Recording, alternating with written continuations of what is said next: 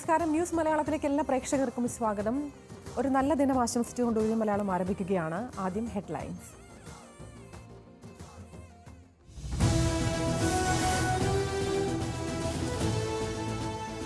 Kozhikode amoebic മസ്തിഷ്ക ജ്വരം ബാധിച്ച കുട്ടി മരുന്നുകളോട് പ്രതികരിക്കുന്നതായി അധികൃതർ. ചികിത്സയ്ക്കായി മരുന്നെത്തിച്ചത് ജർമ്മനിയിൽ നിന്ന്. നിലവിൽ രോഗലക്ഷണങ്ങളോടെ ആശുപത്രിയിൽ കഴിയുന്നത് ഒരാൾ മാത്രം.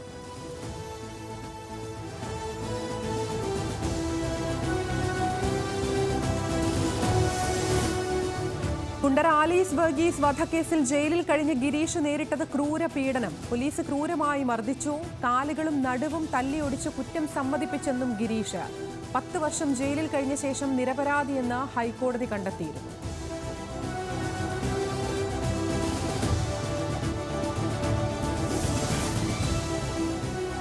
കാര്യവട്ടം ക്യാമ്പസിലെ ആഭ്യന്തര അന്വേഷണ റിപ്പോർട്ട് തള്ളി KSU സംസ്ഥാന പ്രസിഡന്റ് എലോഷ്യസ് സേവ്യർ. പുറത്തുവന്ന റിപ്പോർട്ട് SFI യൂണിറ്റ് കമ്മിറ്റിക്ക് നൽകിയതാണ്. SFIയുടെ ഇടിമുറികൾ കേരളത്തിലെ ക്യാമ്പസുകളിൽ ഉണ്ടെന്നും ആവർത്തിച്ച അലോഷ്യസ്. അന്വേഷണ കമ്മീഷനിലെ അധ്യാപകരുടെ രാഷ്ട്രീയം പരിശോധിക്കണമെന്നും ആവശ്യം.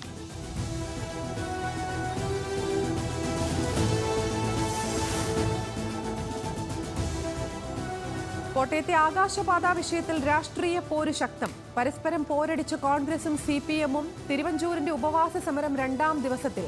നിർമ്മാണം പുനരാരംഭിക്കണമെന്ന് കോൺഗ്രസ്, പൊളിച്ചു നീക്കണമെന്ന് CPM.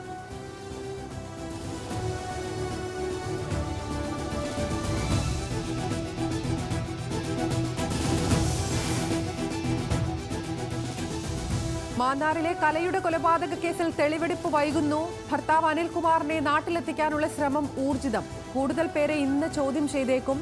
പ്രതികൾക്കെതിരെ കൂടുതൽ തെളിവുകൾ ലഭിക്കാത്തത് തിരിച്ചടിയായേക്കും. രാസപരിശോധനാ ഫലത്തിൽ പ്രതീക്ഷയർപ്പിച്ചു പോലീസ്.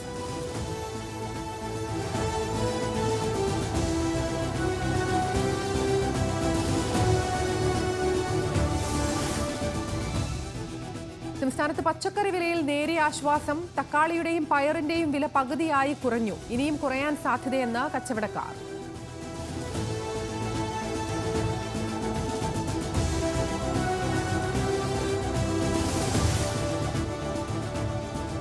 എറണാകുളം ജില്ലയിൽ പനിബാധിതരുടെ എണ്ണം കൂടുന്നു. കഴിഞ്ഞ 7 ദിവസത്തിനുള്ളിൽ ചികിത്സ തേടിയത് 5400-ലേറെ പേർ. ഡെങ്കിപ്പനി, എലിപ്പനി, മഞ്ഞപ്പിത്തവും വ്യാപകം.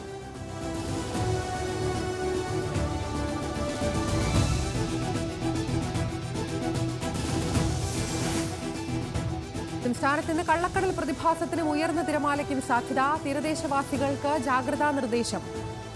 ബീച്ച് യാത്രകളും കടലിലെ കുളിയും ഒഴിവാക്കാൻ നിർദ്ദേശം.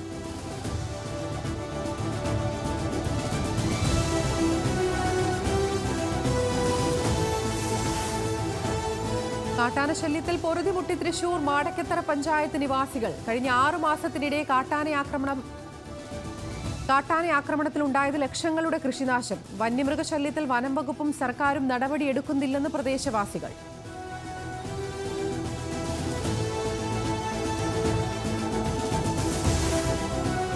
ജമ്മുകശ്മീരിലെ കുൽഗാമിൽ 2 സൈനികർക്ക് വീരമൃത്യു. ഏറ്റുമുട്ടലിൽ 4 ഭീകരരെ സൈന്യം വധിച്ചു. പ്രദേശത്ത് 4 ഭീകരർ ഒളിച്ചിരിക്കുന്നതായി സൂചന. തെരച്ചിൽ ഊർജിതം.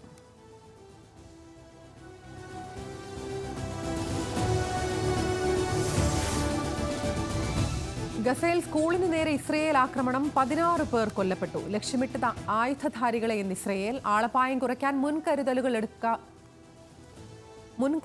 എടുത്തിരുന്നു എന്നും വിശദീകരണം.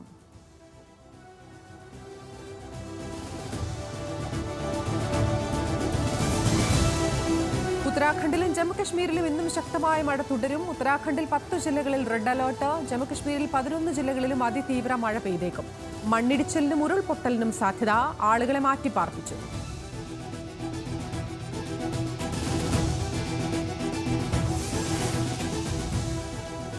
യൂറോ കപ്പിൽ ഇംഗ്ലണ്ട് നെതർലൻഡ്സ് സെമിഫൈനൽ. തുർക്കി 1-നെതിരെ 2 ഗോളിന് തോൽപ്പിച്ച് നെതർലൻഡ്സ് അവസാന 4-ൽ.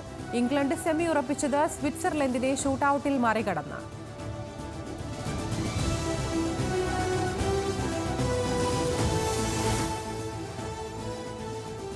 T20 പരമ്പരയിൽ സിംബാബ്വേക്കൊപ്പം എത്താൻ ഇന്ത്യ. 2ാം മത്സരം ഇന്ന് വൈകിട്ട് 4:30. ആദ്യ മത്സരത്തിൽ ഇന്ത്യ തോറ്റത് 13 റൺസിന്. വനിതാ T20-യിൽ ഇന്ത്യ ഇന്ന് ദക്ഷിണാഫ്രിക്കയ്ക്കെതിരെ.